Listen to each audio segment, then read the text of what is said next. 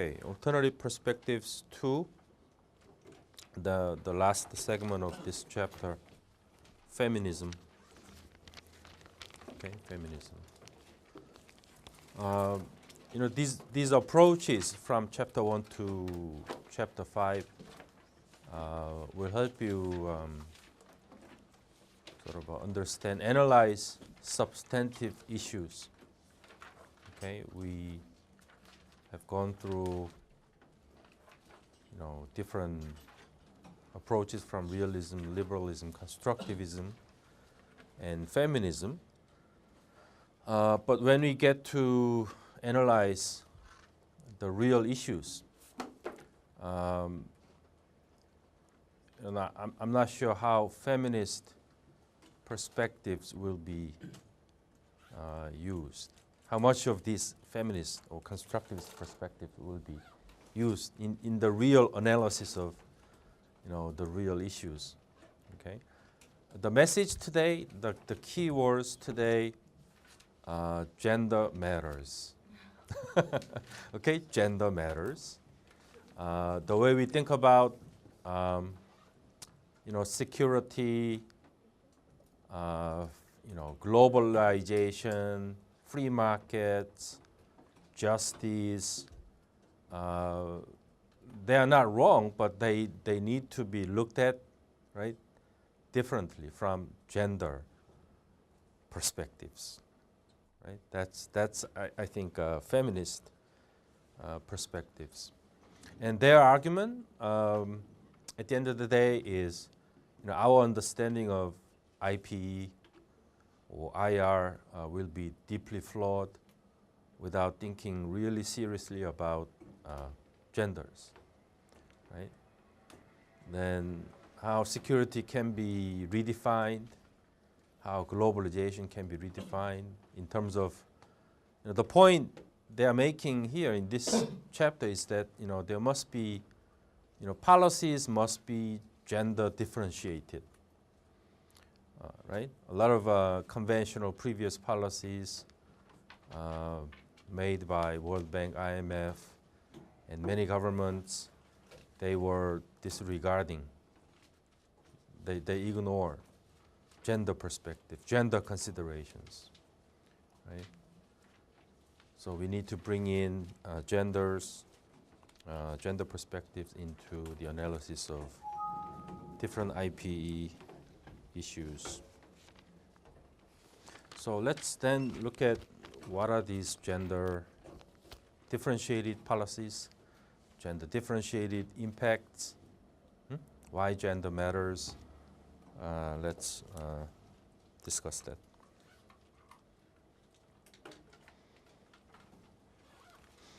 And gender theories, feminist theories also have different branches, right? Different branches. Gender liberal feminism, and like a Marxist feminism. There are different types of feminism. Feminism. The beginning, I think, assumption about feminism is that gender is also socially constructed norm. They begin with this. Gender matters to IPE.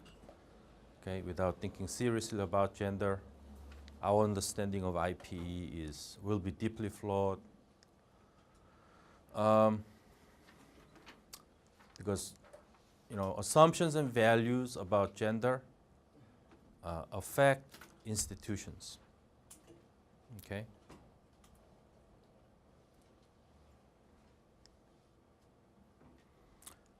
And many policies, they have ignored women. So the argument is to add women, okay, to existing IPE frameworks, okay?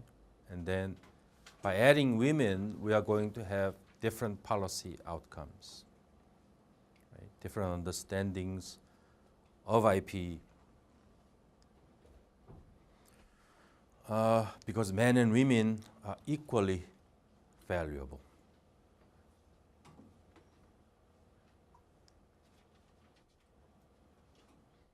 So, what is the bad policy? What is a bad policy? Bad policy is a policy that hurts women. Okay? Even if that policy doesn't hurt men and children, if that policy hurts women, that's a bad policy. Because, right, men and women are equally valuable. This is the basic assumption. So, right, many international policies, I think, will be sort of in this category. So we need to review these policies, whether or not they are doing this sort of mistakes. Examples.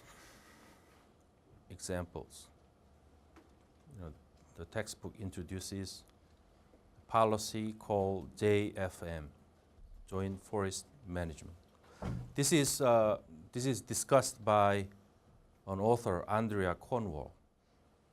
Okay, in her article, many articles about these issues are carried in different journals, but many articles are cited from, in this chapter, cited from World Development. It's a very famous journal.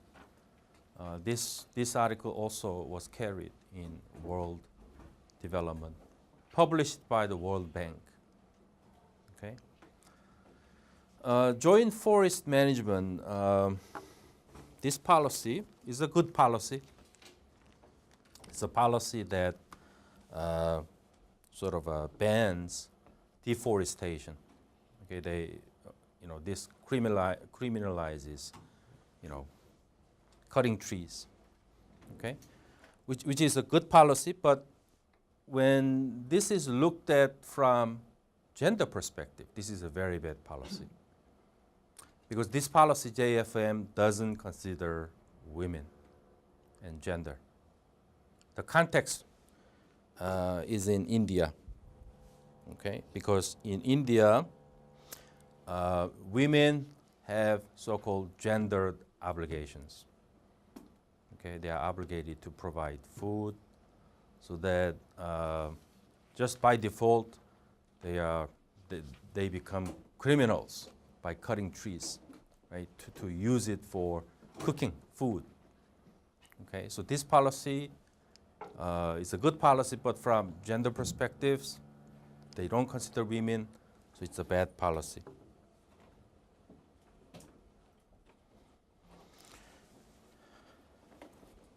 And second example.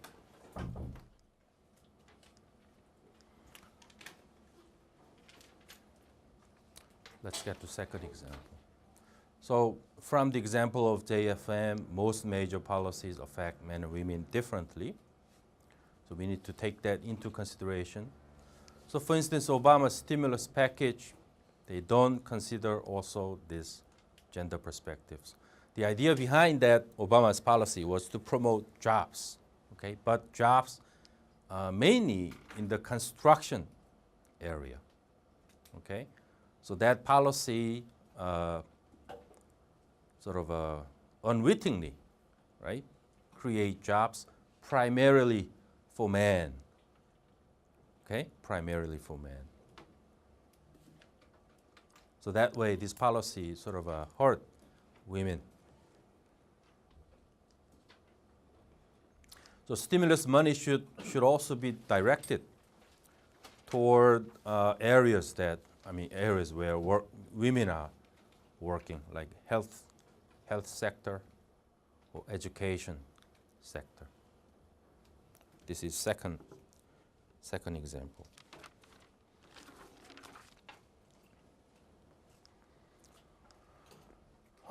Let's look at international trade policy from this perspective, from feminist perspective.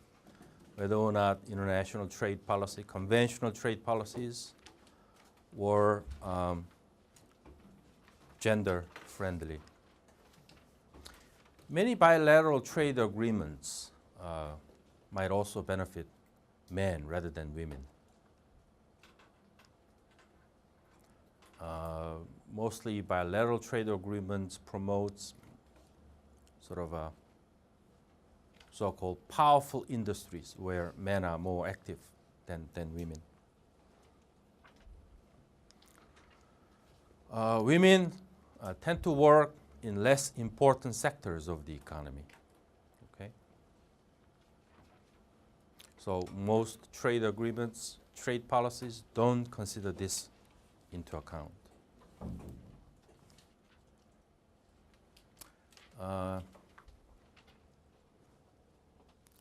Example. Take WIDE. WIDE is an NGO, Action Aid and Women in Development Europe. Let's take some example from WIDE. WIDE criticized Europe's free trade agreement with India. Europe's free trade negotiations with India, which again privileged large corporations, okay, and ignored potential effects on women again.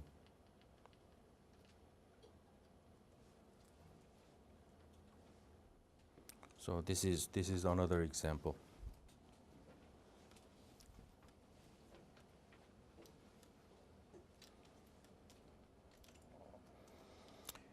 Now let's get to one type of feminism, liberal feminism. Liberal feminists, they sort of take issue with conventional issues of classical liberalism, like individual freedom, freedom from coercion, self-ownership meaning private property rights, okay? And all these conventional classical liberal ideas looked at differently from liberal feminist perspectives. Let's look at how. Conventional classical liberalism, their focus was more on de jure inequality. Okay, they emphasized more on this aspect. Okay, so that according to this, their issue was whether or not individuals are free from coercion from the state. Okay, not, individuals are not divided into men and women. Okay, men and women have different sort of values and assumptions.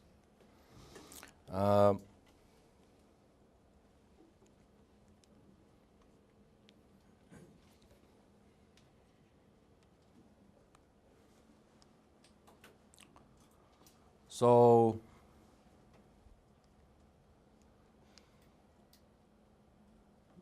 let's look at this.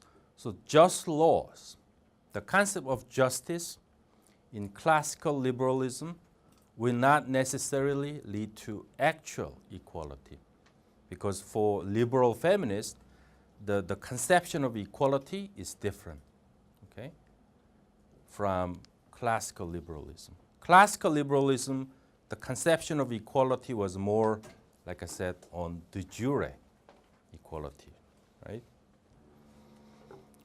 So just laws are not sufficient, okay, to be really equitable.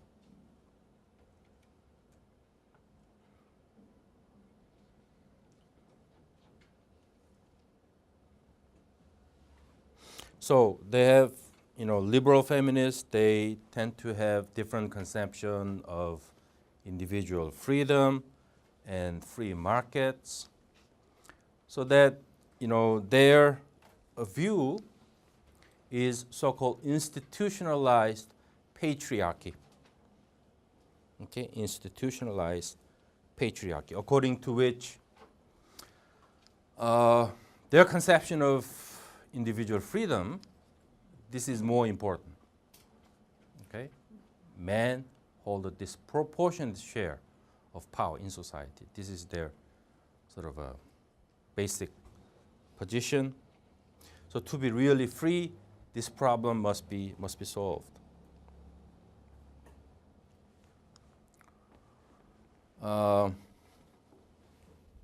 Again, for example, based on these kind of freedom policies like a Title IX rules, according to which they advocated that, like for instance, in the United States, state schools in the United States were required to provide equal athletic opportunities to both men and women, for example. Or Violence Against Women Act. Okay? Again, this pushes for like a prosecuting criminals of different crimes such as rape, domestic violence, and other gender-based crimes. Okay, so the government must push much harder on these types of gender-based crimes.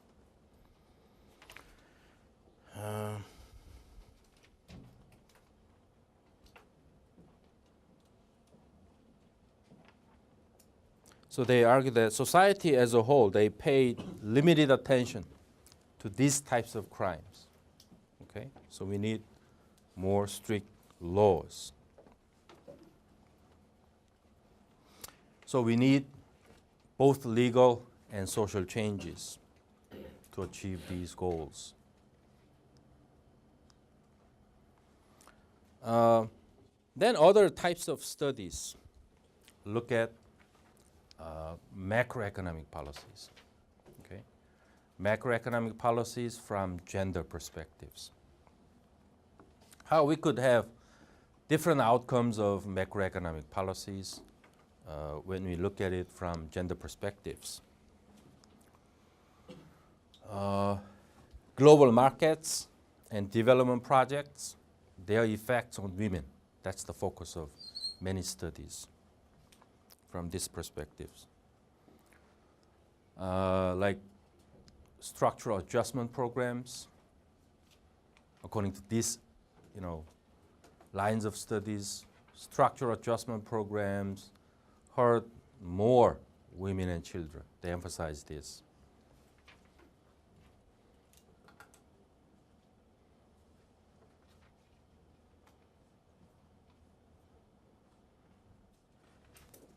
The reason they hurt women and children more, these programs disproportionately benefit men. Because men have greater access to all capital, land, and jobs, pension, and everything.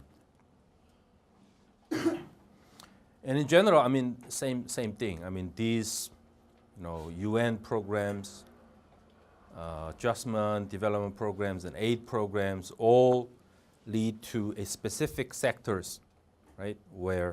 From which men benefit more than women. That's the point.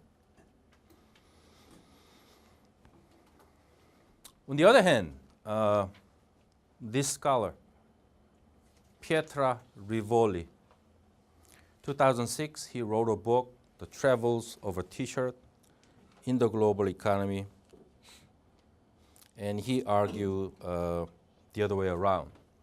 According to him, due to free trade and globalization, it helped greatly women in many poor countries. This is the opposite argument, right? And due to globalization and free trade, the small industries like textile and apparel production industries, right, spread out to many poor countries, okay, and including China. So because of these high-paying jobs in urban areas, so that many people from poorer agricultural areas, right, migrated to these cities, and that's how poor women, sort of benefited, right, from this free trade and globalization. This is the point he made in this book.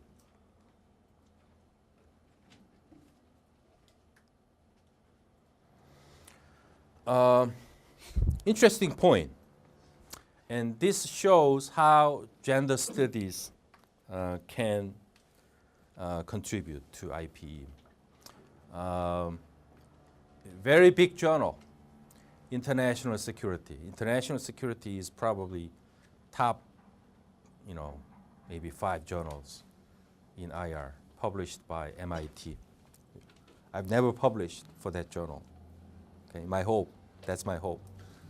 Maybe my lifetime hope is to publish one article at least before I retire for journals like International Security. Very rigorous and theory-oriented.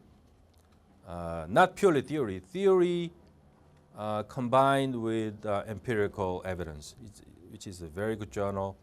In that top journal, I think some years ago, they carried a very interesting feminist article. These top journals, they tend to be very conservative, right? Accepting these sort of radical, non-mainstream sort of articles, right? But they accept it, and that in that journal, very interesting theory, which is this. Very interesting hypothesis. I think this kind of contribution gender theories should do in the future. They should do more. Like, countries with stronger women's rights tend to have higher economic growth rates. Isn't it an interesting hypothesis? Right. The better women's right you have, the higher the economic growth rate is. Right? So they tested this theory with all kinds of data, empirical, data, information, figures, and they looked at different countries, compared, contrast, right? And poor countries, maybe advanced countries, and they came to this conclusion. There is a correlation. There's a systematic correlation between women's rights and economic growth rate, economic wealth. There's a correlation, scientific correlation. It's a very good assumption, very good hypothesis. Although, one exception,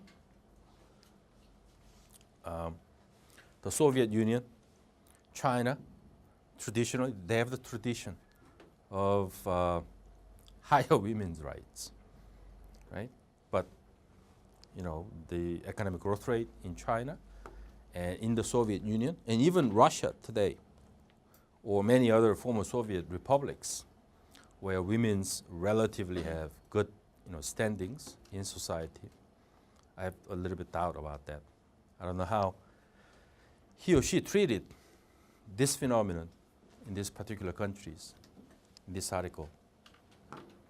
These are outliers. But in general, this correlation goes, okay? There are some outliers. Right, Kazakhstan, I visited during the winter vacation. There, universities, a lot of women. Professors are women, right? That was interesting. China, people who are cooking at home, men. Okay, men. Right? And Russia, many parliamentarians, right, from women. The Soviet Union, even China, right? Maybe Soviet tradition, I mean communist tradition, right? So anyway, I mean this is a very interesting like a hypothesis and theory. So as a country, if you want to if you want to succeed, respect women. That's the message. Okay? Maybe the other way around. The direction of causation, I don't know. The direction of causation. You respect women because you have already become an advanced country, right? So the like a direction of causation, I'm not sure about that. But the outcome is this, right? Okay, the second type of feminism, which criticizes mercantilism. Well, how can we view mercantilism from feminist perspective? That's the point.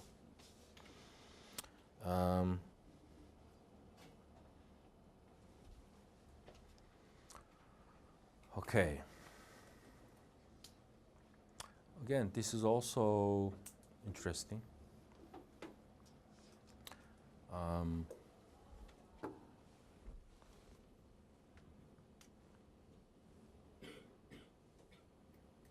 The way feminist scholars critique mercantilist perspectives is that conventional study of IPE, okay, they sort of they have privileged macro level structures, macro level studies in studying trade and mercantilism, right? They favored macro level structures. Macro level structures meaning they looked at as the unit of analysis of trading relations. They looked at the state, right? And TNCs, transnational corporations,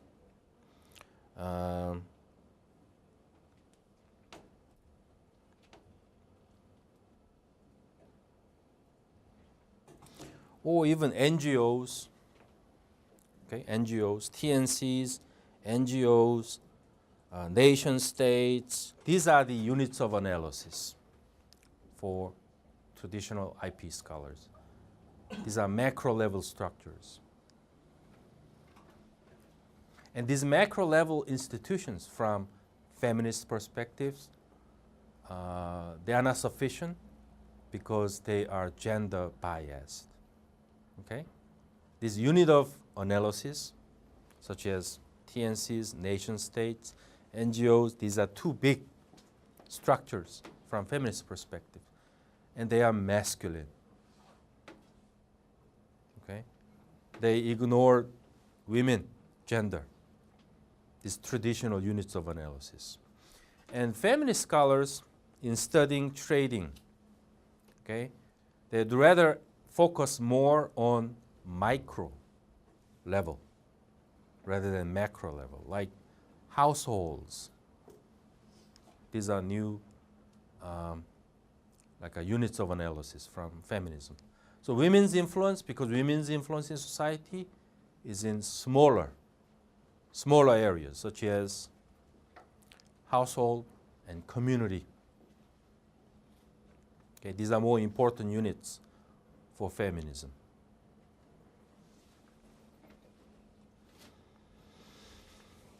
And IPE scholars, they have overlooked the informal economy, okay, informal economy, and non-wage-based economy. Non-wage-based economy. These are more important from feminist perspective. Okay, as underpinning the market economies. And service economies, service industries are more important from feminist perspective than manufacturing and others. Service industries, important.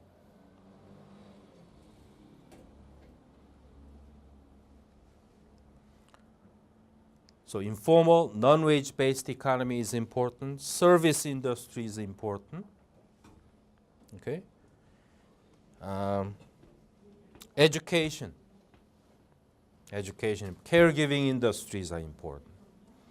And sexual services industries are important because these are the industries where women work for low wages.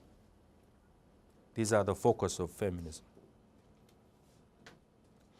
Women are marginalized and exploited in these industries.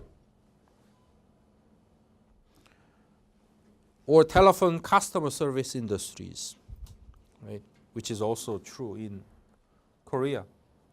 We have many women working in these types of industries, right? Call center, right?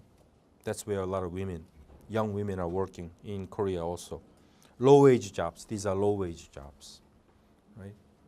So these are more important units of analysis from feminism.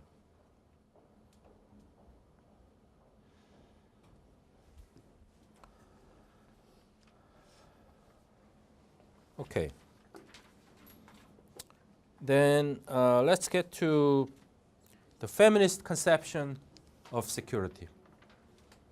Okay. How security is redefined by feminism. IR, again, should be looked at from gender perspectives. Conventional IR theories, they tend to ignore gender as an analytical tool. And women are excluded from positions of power.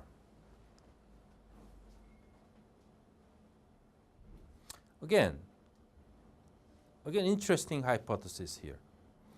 There's a correlation between the security of states and the security of women. Okay?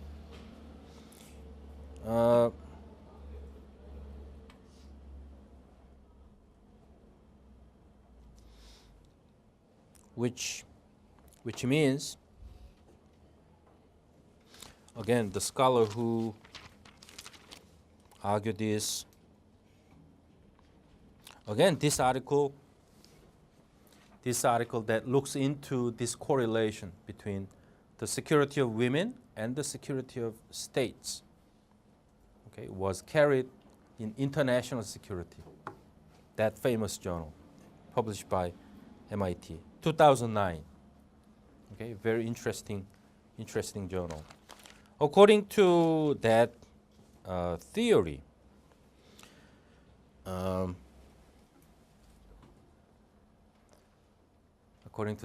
states that have higher level of physical security for women, okay, they tend to have peaceful foreign policy, peaceful relations with neighboring countries. Okay, so this is another type of like a very big, like a peace theory, right? We had democratic peace theory, right? Those countries that have good political systems, democracies, they tend to have peace with neighboring countries. That's democratic peace theory. This is so-called gender peace theory, feminist peace theory, right? Those peaceful countries, they tend to respect women, right? That's the argument. So again, I mean, in this article, I mean, the question you raised sort of is repeated. Like, how do you measure, right, the physical security of women, right? Then this chapter goes into some details of that. The physical security for women is measured by the various forms of violence against women, right? The occurrence of violence against women, they measure that. And they count it. They tend to sort of have some correlation between sort of protection for women, and sort of kinds of state orientations, either for peace or for war. Right?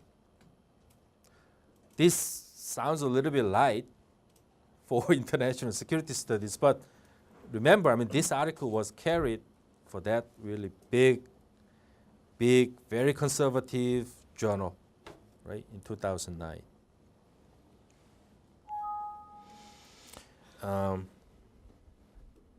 So states, the other way of putting it is the states with high level of violence against women, they tend to have war with neighboring countries, according to this article. Yep. But don't you think that there could just be a case of correlation is not causation? Because it seems like it's more likely that developed countries are going to have less instances of violence against women, right? And you could also say developed countries are probably less likely to threaten their neighbors or something. So it doesn't mean that because there's less instances of violence towards women, that means that they're going to be less. So this is kind of already sort of a tautology, right? Because the conclusion is already crystal clear, right? Those advanced countries, they tend to have sort of a protection for women, right? So the direction of causation again, sort of a problematic, as in the previous article. But I think one contribution, despite this causation problem, direction of causation problem, one contribution of articles such as this is that they have, for the first time, I don't think we had articles like this. For the first time, they brought in gender factor as a variable, right? As against the quality of foreign policy, the quality of state organizations, right? As an independent variable, right? This is contribution, right?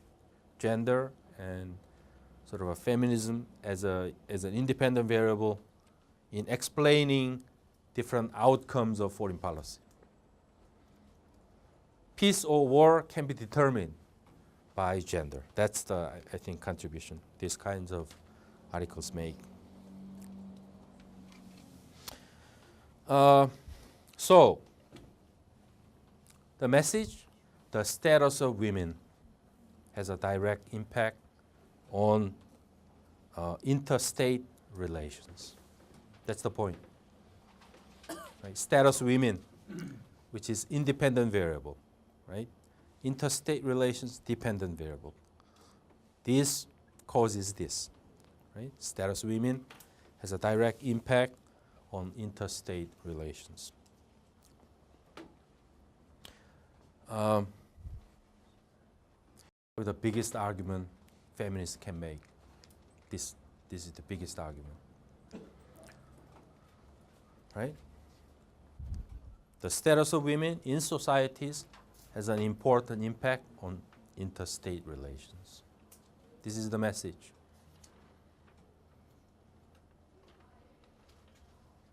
Again,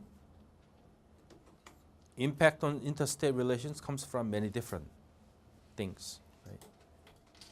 Many different things. You have to remember this name. You have to remember this name, Cynthia Ann Rowe. The book she wrote is this. Very creative sort of a book, Bananas, Beaches, and Bases. Okay. Again, feminist security studies. Okay. Representative feminist security study, where the work does this. Okay. This book highlights the role of diplomats' wives. Not just diplomats, right? Main figures are not diplomats or state officials, but main figures are these wives. chefs, right? Behind the scenes, laundresses, nurses, sex workers in the military base, right? So this book is designed to highlight these, right? These people. They make or break peace.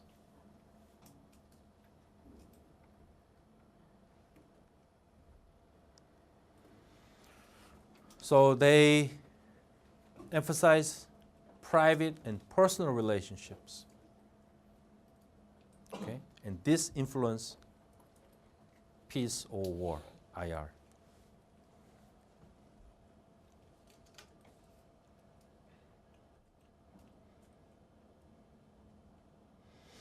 And let me read, quote unquote, from her book. And she argues that international policymakers have tried to hide and deny their reliance on women as feminized workers, as respectable and loyal wives, as civilizing influence, as sex objects and obedient daughters, as unpaid farmers, as coffee-serving campaigners, as consumers and tourists. Quote unquote from her book. So they may not sound important people, but these are something that feminist security theories shows how the invisibility of gender in theories of war has masked important dynamics, right? They make important dynamics behind wars and peace.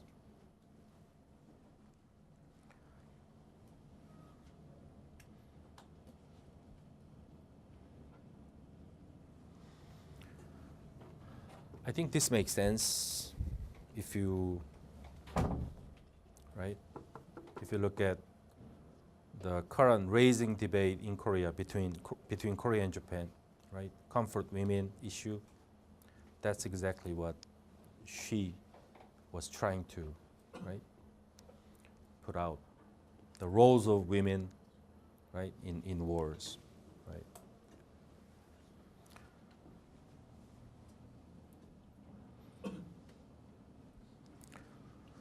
So, gender is crucial in that sense for understanding international security.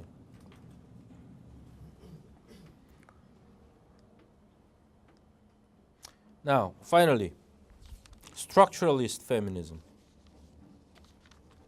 Structuralist feminism.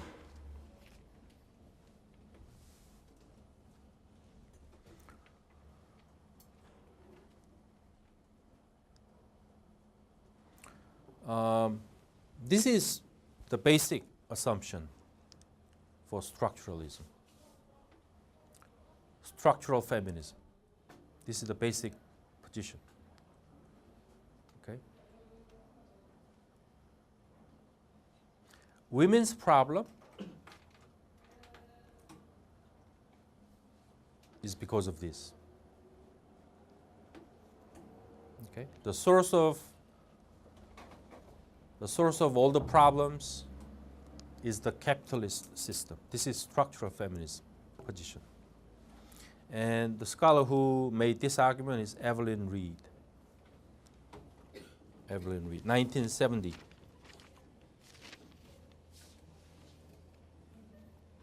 She had an article on that in 1970, right? By the standards of the 1970s, this argument was highly scandalous, right? She wrote an article, Class or Oppressed Sex. Right? This article was carried in some journal at that time, 1970. So this was the beginning of structural feminism. According to them, race issue, class issue, gender issue same. Right? So color of people, color of and people of working class, women, they are same in terms of being marginalized in society. And there is systematic exploitation, according to them, within countries and between countries due to nature of capitalism, capitalist system.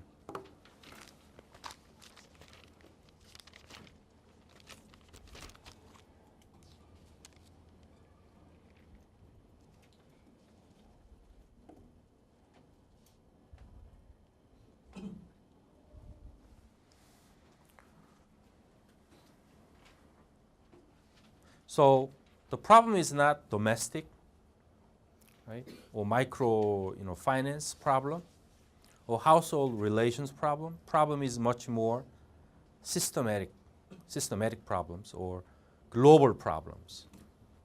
That's how this structural feminism is different. So they criticize theories like microfinance.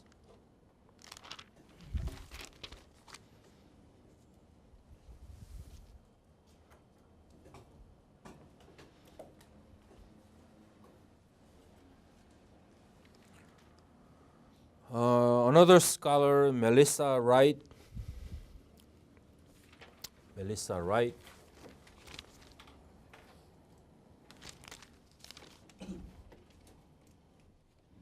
She wrote this book. This book, Disposable Women and Other Myths of Global Capitalism. In that book,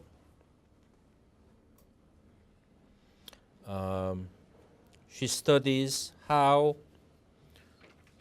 due to globalization, how foreign direct investment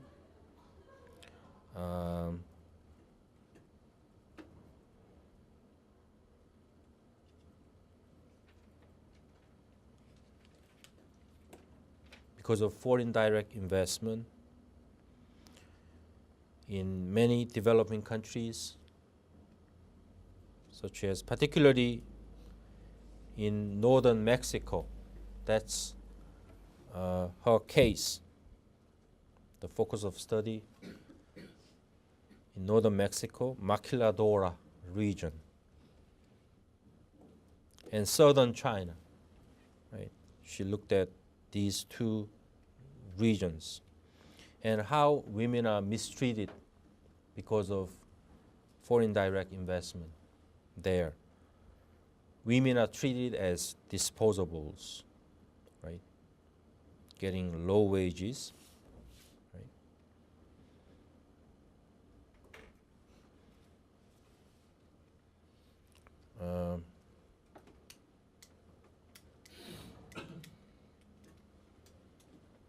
All this is due to global capital accumulation.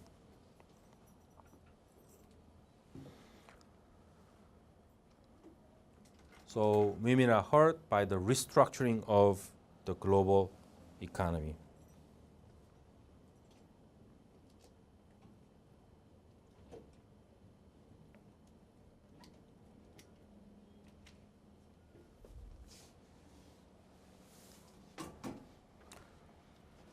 So, at the end, the whole point of this is feminist scholars, in so doing, they made huge, significant contributions to the discipline of IPE. So, again, to quote and quote unquote from Cynthia Enroe. Okay? Cynthia Enroe summed up best the importance of so-called having a feminist curiosity. She's encouraging people to have feminist curiosity in understanding IP. Right? So we need to understand why the international system works the way it works. To understand that, we need to think seriously about women's roles in society and women's lives. Right? So just knowledge about interest rates, how trade works, trading systems. Okay, just these is insufficient. Okay, we need to bring in gender into the analysis of IP. Okay, otherwise, they are certain to produce, right, deeply flawed understanding of IP. Okay, this is the end of feminism.